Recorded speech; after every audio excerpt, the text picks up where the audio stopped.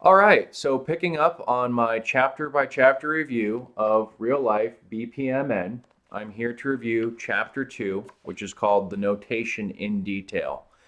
And it's about 75 pages in length to go through chapter 2, and it's just way too much material for me to be able to cover. I will say this though about the book and the whole review that I'm doing is right now I think this book is excellent. I would rate it about 4 stars. There are many detailed pictures throughout the book, and it's not only informative to read, but this will serve as a very helpful toolkit book for anyone practicing BPMN. Let me show you just one or two pages here just to show you how many pictures of various flow charts and scenarios they go through in this book. So I definitely am enjoying it.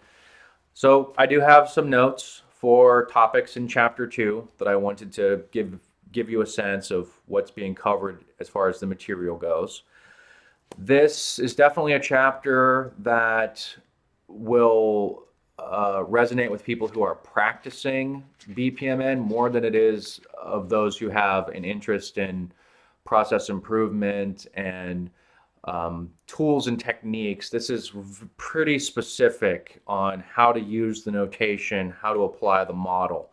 And they start off with some pretty simple things, but they are a little different. So gateways, the typical diamond symbol in BPMN, there are several symbols that go inside of a gateway. It might be an X, which is they call an XOR gateway, which is really just your traditional OR decision making when it comes to gateways. Inside the diamond may be a plus symbol. That's the AND gateway. So it's a parallel gateway. You're going to be processing two things or more out of that gateway. And then the results of those kinds of things come down to a complex gateway, which is a diamond that has an asterisk in the middle of it. And that is a symbol to say proceed as soon as a single result is available. So as you have all these different gateways, they might join back up at the end into a complex gateway, which is an indicator of as things have gone in parallel and as documents or materials have been passed around, as soon as that first thing comes in, you want to go ahead and proceed as soon as you get that first part from what may be the parallel processes that are happening. So it talks about those, goes through a number of examples.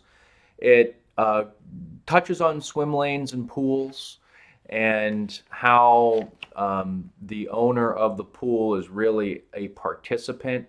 This gets pretty specific on participants being these sort of logical elements that have complete control over various processes.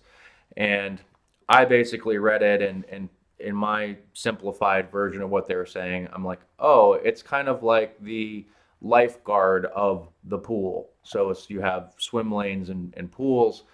The participant is sort of the lifeguard who makes a decision around everything that happens within the various processes of those swim lanes within their pool.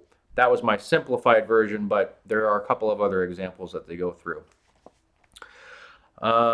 Messaging. This is a huge topic in chapter 2. The messaging of events, how you handle timing events, messaging events, terminating events.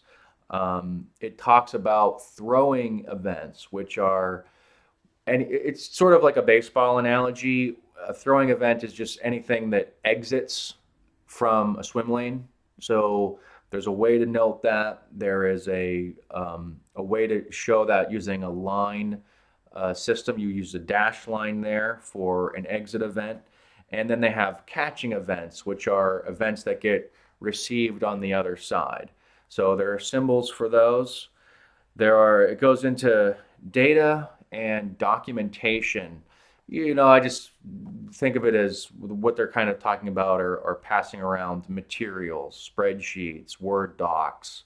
It goes into how do you annotate those? How do you indicate those? have they been generated, checked, revised, reviewed, rejected? What are the things you need to do there as far as events go, or sorry, documents go?